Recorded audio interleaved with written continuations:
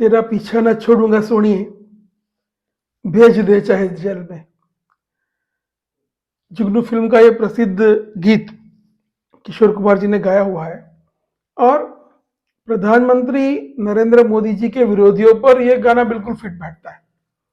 नमस्ते, मैं विजय ठाकर फिर से आपके समक्ष एक और विषय को लेकर उपस्थित हुआ हूं। नरेंद्र मोदी जब गुजरात के मुख्यमंत्री थे तब उनको बदनाम करते करते कुछ लोग गुजरात की बदनामी तक कब पहुंच गए, शायद उनको भी ये बात का पता नहीं लगा होगा। उसी कड़ी में कुछ और लोग भी जुड़े। जब मोदी भारत के प्रधानमंत्री बने उसके बाद मोदी को बदनाम करने की कोशिश में भारत तक को बदनाम कर डाला। 17 जनवरी के दिन ब्रिटिश ब्रॉडकास्टिंग कॉरपोरेशन यानी बीबीसी ने एक सोकॉल्ड धमाका कर दिया। इंडिया द मोदी क्वेश्चन नाम से एक डॉक्यूमेंट्री बनाकर।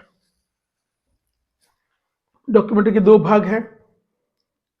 वैसे भारत में प्रतिबंधित होने के कारण ये दोनों भाग हम देख नहीं सकते। ये बात अलग है कि भारत में कुछ जगहों पर ये डॉक्यूमेंट्री का स्क्रीनिंग करते हैं। वैसे तो पूरी दुनिया में बीबीसी डॉक्यूमेंट्रीज के मामले में विवादों में रही है, इसलिए ऐसे विवादित विषयों पर भारत में इस तरह की डॉक्यूमेंट्री लेकर बीबीसी आए तो हमें आश्चर्य नहीं होना चाहिए। और आज नहीं, पहले भी बीबीसी ने ऐसे काम किए हैं, विवादों में भी रही है और तत्कालीन भारत सरकारों ने भी उस पर प्रतिबंध लगाए हैं। 1970 में जब इंदिरा गांधी प्रधानमंत्री थी तब बीबीसी ने 2 डॉक्यूमेंट्री बनाई थी। एक का नाम था कोलकाता और दूसरी का नाम था फैंटम इंडिया। और ये दोनों डॉक्यूमेंट्री के कारण इंदिरा गांधी ने बीबीसी पर 2 साल का प्रतिबंध लगाया था। वैसे ही 2008 में बीबीसी ने एक फैक्ट स्टोरी चलाई थी भारत में और उसके चलते मनमोहन सिंह की सरकार ने भी बीबीसी पर एक्शन लिए थे। तो बीबीसी के लिए कुछ नया नहीं है, भारत के लिए कुछ भी नया नहीं है। ये तो बात भारत की है। 1995 में लेडी डायना जो ब्रिटिश राजघराने की बहू हुआ करती थी, उनका एक इंटरव्यू मार्टिन बशीर नाम के बीबीसी के पत्रकार ने लिया। उसमें विवादित बातें तो थी।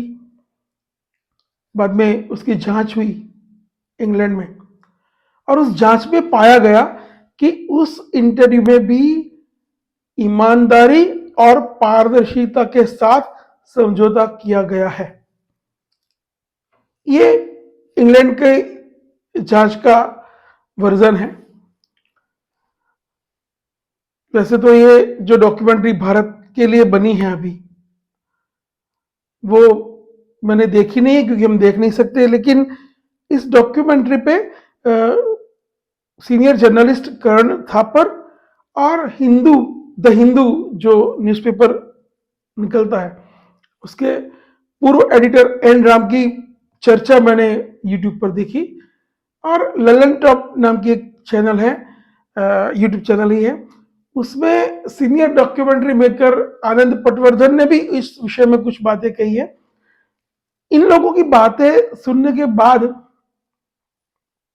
मुझे ये अंदाजा आया कि जो पहला भाग है, पहला पार्ट है इस डॉक्यूमेंट्री का, उसमें 2002 में जो गुजरात में दंगे हुए उसकी बातें हैं। और जो दूसरा पार्ट है उसमें 2014 के बाद जब नरेंद्र मोदी भारत के प्रधानमंत्री बने उसके बाद कथित तौर पर भारत के मुसलमानों पे अत्याचार हुए उसकी बात है। गुजरात के दंगों की आड़ में गुजरात विरोधियों ने पता नहीं क्या क्या किया होगा, जो सुप्रीम कोर्ट को भी बोलना पड़ा, सरकार को निर्देश देने पड़े कि इन लोगों की जांच कीजिए पता नहीं कहां से कैसे विषय लेकर आते हैं। बीबीसी ने इसी विषय पर डॉक्यूमेंट्री बनाई, पूरी डॉक्यूमेंट्री देखी नहीं, लेकिन जो बातें चलती है उस पर लगता है कि एक तरफा बातें हुई है। अगर गुजरात में 2002 के दंगों की बात करनी है तो बहुत सारी बातें लोगों के सामने आनी चाहिए, जैसे कि 36 घंटे के अंदर ही आर्मी को बुलाने के लिए अनुमति सरकार ने दे दी थी। आसपास के जितने भी स्टेट थे, सारे कांग्रेस रूल स्टेट थे, उनके पास पुलिस की परमिशन, पुलिस की मदद गुजरात सरकार ने मांगी थी, जो नहीं मिली थी। बातें बतानी चाहिए। दंगे हुए, दंगों में दोनों ओर से लोग मारे, किसी समुदाय के लोग ज्यादा मारे, किसी समुदाय के लोग कम मरे, वो अलग विषय है, लेकिन उसमें 100 से अधिक लोग, अधिक अधिक दंगाई तो पुलिस की गोली से मरे हैं। तो ये बातें भी आनी चाहिए, पता नहीं उसमें है कि नहीं। और दूसरी बात, जो दंगों के बाद जो साजिश चली गुजरात को बदनाम करने की, हिंदुओं को बदनाम करने की, हिंदुत्व के साथ जुड़ी हुई संस्थाओं को बदनाम करने की, वो बातें भी लेनी चाहिए थी, शायद नहीं ली है। और जब ये बात करते हैं तो मुझे एक नाम याद आता है, इदरिस सैयद का। वो इदरिस सैयद 2002 में शायद जो बिल्किस बानो की घटना हुई है, वहां उनकी पोस्टिंग थी, और उनके साथ जो जो बातें हुई वो सारी बातें उन्होंने एक डाइंग डिक्लेरेशन करके लिखा है। और वो बातें गुजरात के बहुत प्रसिद्ध पत्रकार है, सीनियर पत्रकार है, और वो किसी के किसी भी साइड है ऐसा कोई बोल नहीं सकता उनके बारे में। ऐसे प्रशांत दयाल ने इसको पब्लिश किया है। आज भी वो पब्लिक डोमेन में है, उनका डाइंग डिक्लेरेशन। इदरिस जी अभी है कि नहीं इस दुनिया में मुझे मालूम नहीं, लेकिन डाइंग डिक्लेरेशन के नाम से ये प्रसिद्ध हुआ है। उसमें उन्होंने ये जो घटना हुई थी बिल्किस बानो की, दुर्भाग्यपूर्ण घटना थी, सवाल ही पैदा नहीं होता, उसका कोई समर्थन नहीं कर सकता, लेकिन कुछ मतलब थोड़े समय के बाद उनकी पोस्टिंग शायद इदरिस जी की कहीं और हो चुकी थी, और फिर उनको बुलाया गया जब केंद्र ने अपने हाथ में, एसआईटी ने जब ले लिया मामला उसके बाद। और उनको इदरिस जी के कहने के मुताबिक पहले उन पर धर्म के आधार पर दबाव डाला गया कि आप इस धर्म के हो तो हमें मदद करो, और ऐसे ऐसे लोगों के नाम ले लो ताकि हम उनको सजा दे सके। इस ऐसी कुछ बात हुई, उन्होंने मना कर दिया। फिर कुछ लालच दी गई पैसों की, अच्छी पोस्टिंग की, केंद्र सरकार में कोई अच्छी पोस्टिंग दे देंगे, उन बातों में भी सैयद नहीं आए। तो फिर उनको बोला कि अभी हम आप पे ही आरोप लगा देंगे कि आप उस साजिश में शामिल थे, और इदरिस के ऊपर आरोप लगाए और उनको कुछ वर्ष जेल में रहना पड़ा। और एक पूरी बातें उन्होंने डाइंग डिक्लेरेशन में लिखी है। क्या बीबीसी ने ये डाइंग डिक्लेरेशन पढ़ा था क्या? और अगर पढ़ा था, उनके नॉलेज में था, तो ये बातें उनकी डॉक्यूमेंट्री में ली है कि नहीं?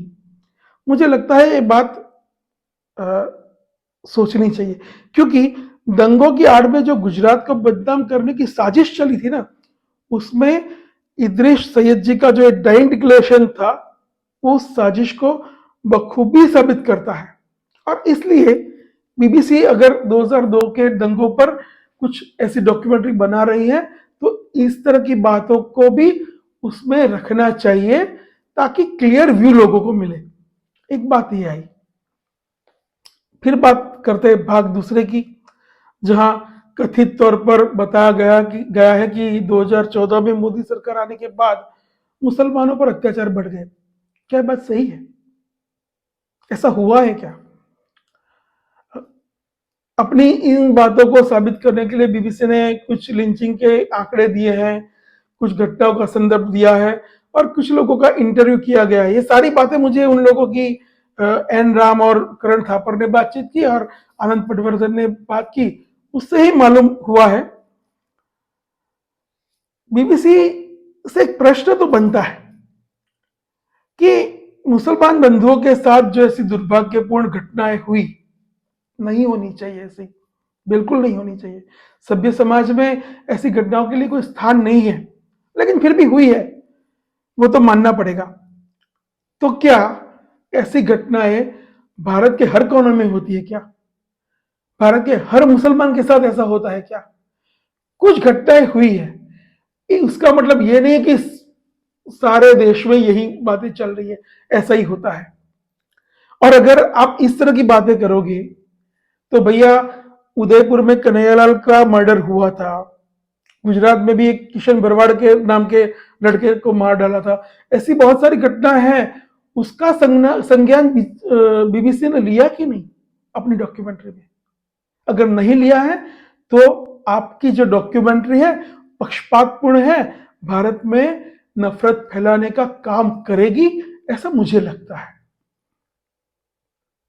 उसमें इन लोगों की बातों से जो मुझे पता चला, मैं तो वही बात करता हूं, मैंने तो डॉक्यूमेंट्री देखी नहीं है, तो कुछ सोकॉल बुद्धिजीवियों का इंटरव्यू लिया है, अच्छी बातें लेना चाहिए, लेकिन भारत के उन मुसलमान युवकों का इंटरव्यू लिया है जो स्टार्टअप इंडिया का हिस्सा बनकर अपनी स्वयं की प्रगति कर रहे हैं और देश की प्रगति में भी योगदान दे रहे हैं। बहुत सारे ऐसे मुस्लिम युवक हैं, उनका इंटरव्यू लिया है कि क्या? 2014 से अब तक बहुत से मुसलमान कार्यकर्ताओं को पद्म पुरस्कार मिले हैं, उनसे बातचीत की है कि नहीं बीबीसी ने, यह भी देखना पड़ेगा। इतना ही नहीं, आईएएस और आईपीएस की परीक्षाओं में उत्तीर्ण होकर देश की सेवा में जुड़ने वाले बहुत सारे मुस्लिम युवक हैं, 2014 के बाद भी है, उनको बीबीसी ने पूछा है कि नहीं? अगर नहीं पूछा है तो मुझे लगता है कि कोई एक निश्चित उद्देश्य के साथ ऐसी डॉक्यूमेंट्री बनी होगी। ये जो डॉक्यूमेंट्री बनी उसके बाद विवाद भी चला, तो एक पत्रकार ने कुछ प्रश्न मेल करके बीबीसी को भेजे और उसका उत्तर वहां से आया, एक दो प्रश्न का उत्तर उन्होंने नहीं दिया और वो इंटरनेट पे उपलब्ध है। उसमें दो प्रश्न के उत्तर जो बीबीसी ने दिए वो मुझे थोड़ा आश्चर्य लगा उसमें।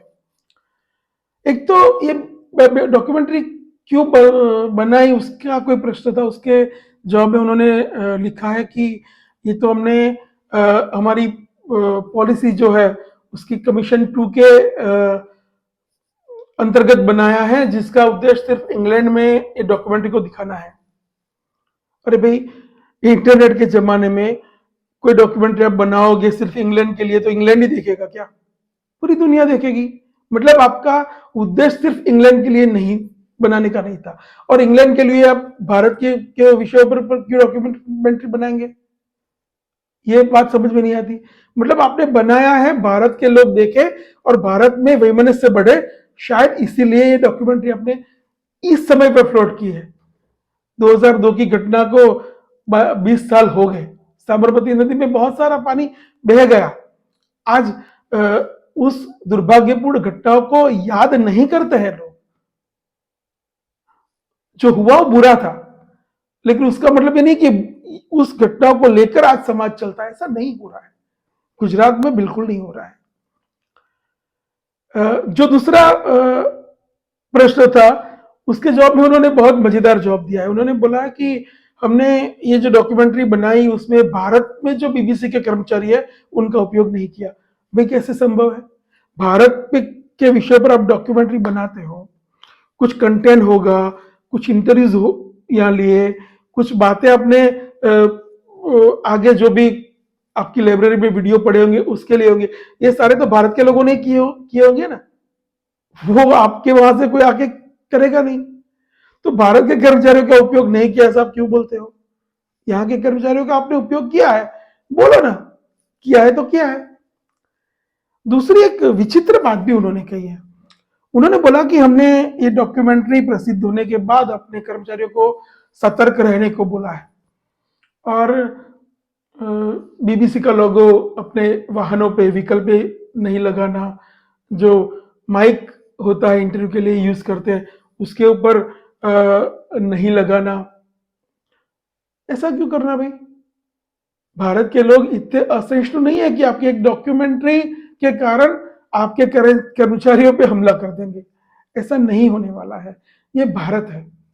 यहाँ हम हर तरह की बात को का स्वीकार करते हैं। अगर हम कहीं गलत है तो गलत नहीं है, और कुछ ऐसे लोग बोलते हैं तो हम उसको अनसुना भी कर देते हैं, क्योंकि हम भारतीय हैं। तो इस तरह की विचित्र बात आपको क्यों करनी है? ऐसी बात करने के पीछे भी आपका क्या उद्देश्य है? मुझे लगता है कि ये भी मेरे समझ में नहीं आया। तो फिर बात आती है उद्देश्य की, कि डॉक्यूमेंट्री किस उद्देश्य से बनाई गई होगी। मुझे दो उद्देश्य लगते हैं।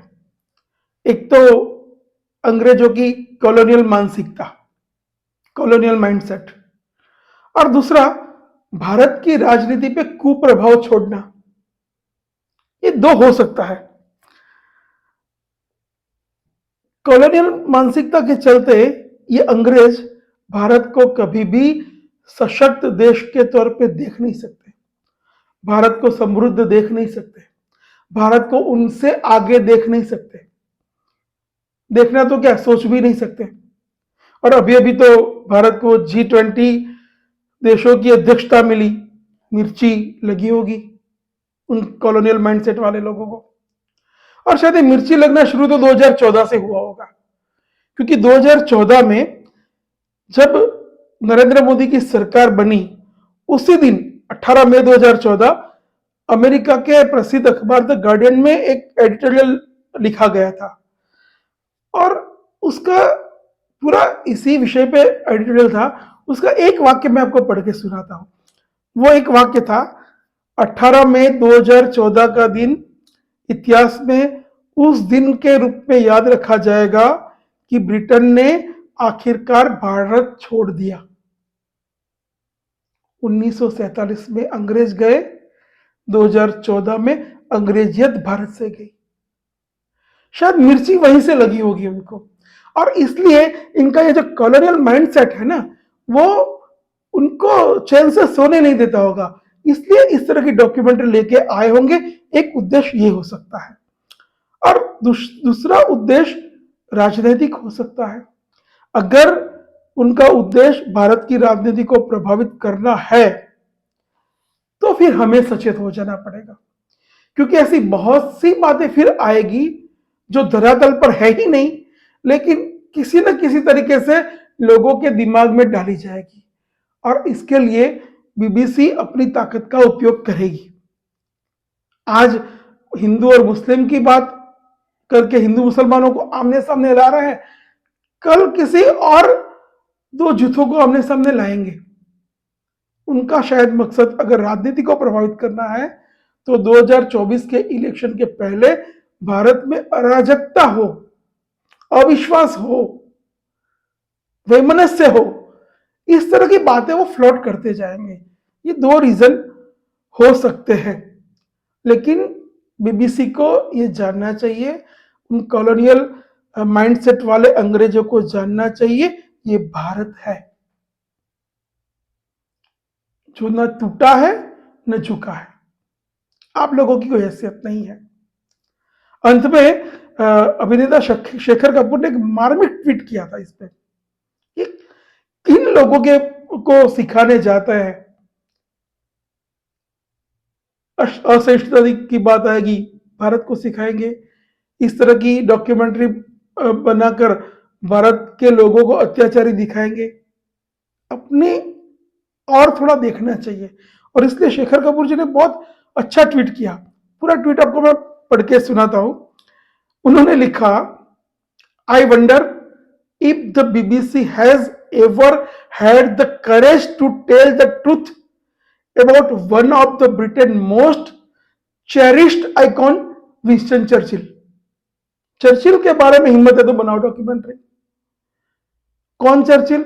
आगे लिखते हैं, Winston Churchill largely responsible for the Bengal famine, causing starvation and death of millions, the first person to drop chemical bombs on those tribal the Kurds. हिम्मत है तो बनाओ, चर्चिल पे डॉक्यूमेंट्री दिखाओ पूरी दुनिया को, कमीशन दो की भी जरूरत नहीं, पूरी दुनिया देखेगी। लेकिन आप ऐसा नहीं करोगे, क्योंकि आप एक एजेंडा के साथ चलते हो हमेशा, हर देश में, और यही आप भारत में भी करने आते हो। मुझे लगता है कि मुझे यही बात करनी थी। ऐसी बहुत सारी डॉक्यूमेंट्रीज आएगी जाएगी, भारत पे इतनी असर पड़ने वाली नहीं है। हाँ, कुछ टुकड़े टुकड़े गैंग वाले थोड़े खुश हो जाएंगे, कुछ लिबरल्स थोड़े खुश हो जाएंगे, चर्चाएं करेंगे, टीवी पे आने का उनको मौका मिल जाएगा, ये हो सकता है, बस इतना ही होगा। फिर से कोई एक नए विषय के साथ आऊंगा। नमस्ते।